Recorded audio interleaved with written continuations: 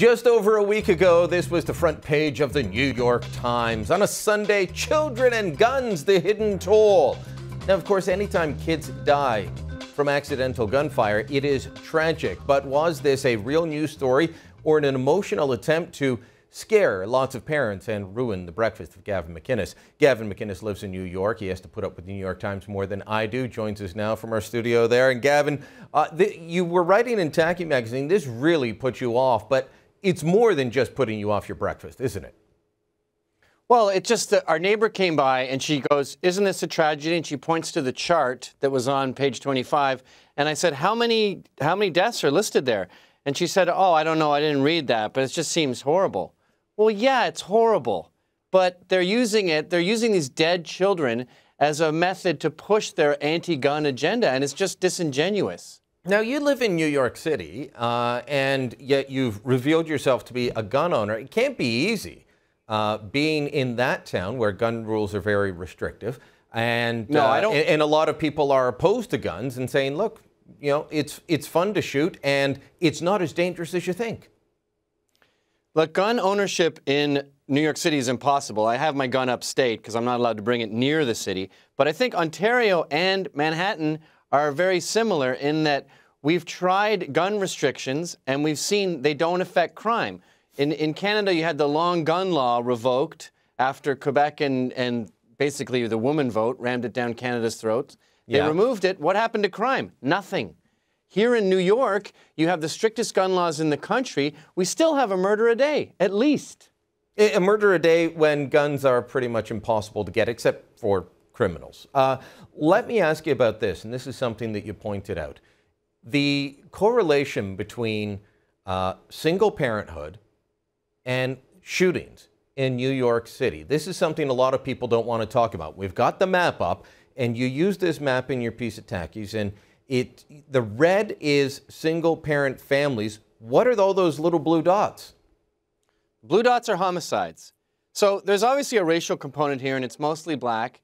But the real component is single mothers, unwed families. That's 70% of black families, but it's also a huge part of New York City. And if you look at the map where the homicides are, it matches almost perfectly with the unwed families, with the single mom families. And that's not a poverty thing. There's plenty of poor areas in Queens and in the Bronx that are Asian, Indian, and wed, and there's no crime there.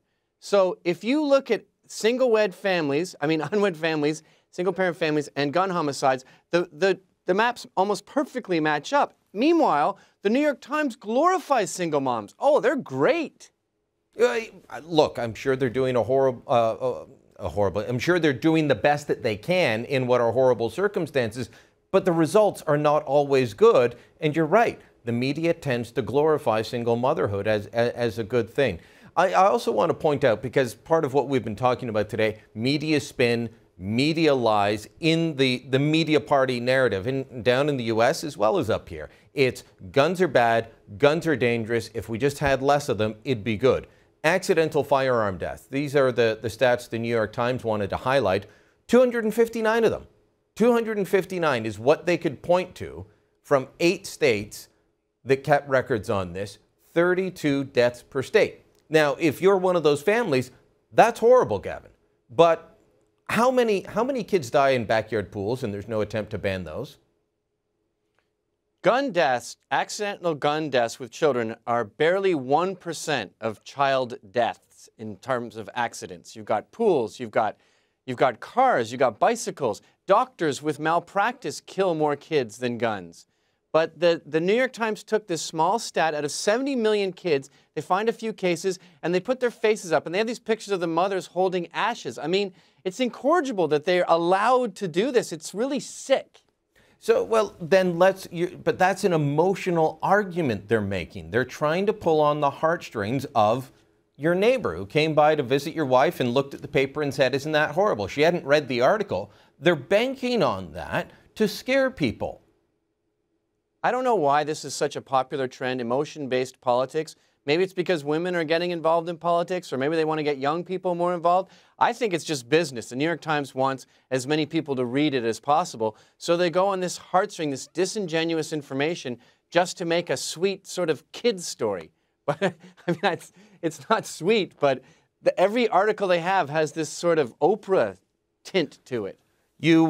My son was asking me to take him out shooting the other day. We'll have to, my oldest boy, we'll have to get him to do that shortly. But you're a shooter. I don't own guns. I use other people's guns because going to do all the licensing up here is such a pain in the butt. Have you taken your kids out shooting yet?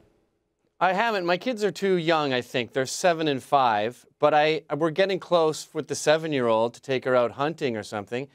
I mean, this is what guns are for. They're for self-defense, but you don't have this paranoid delusion of home invasions. A lot of it is hunting. A lot of it is fun. You shoot a TV, that's really, really fun. And I haven't that's done sort of the that elephant yet. in the room. Hold on, you're shooting TVs now? Yes, you shoot Don't TVs. shoot TVs. TVs are Incredibly loud. good. Not flat screens, old ones from the 80s that you get from the dump. Okay. Okay. So you're out shooting TVs and watermelons and stuff just for fun, and this is hillbilly fun when you're out in the country. Yeah, and I think, you know, when liberals try it, you see them sort of going, wow, that was a lot more fun than I thought. It's sort of like when you put bacon in a vegetarian's mouth. They sort of go, get that out of what is that? It's very salty. Do you have any more? Well, hopefully you can take some of your liberal friends from New York upstate and counteract a little bit of what the New York Times is up to. Gavin, thanks so much for joining us today. We'll chat soon, my friend. Cheers.